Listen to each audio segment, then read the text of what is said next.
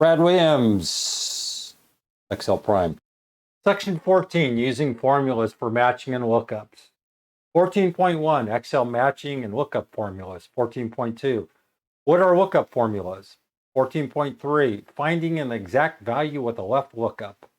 14.4, how to look up values horizontally. 14.5, how to find the closest match from a list of banded values. 14.6, how to find the closest match with the index and match functions. 14.7, how to look up a value based on a two-way matrix. 14.8, how to find a value based on multiple criteria. 14.9, return text with some product explained. 14.10, the VLOOKUP function. 14.11, the HLOOKUP function. 14.12, the lookup function.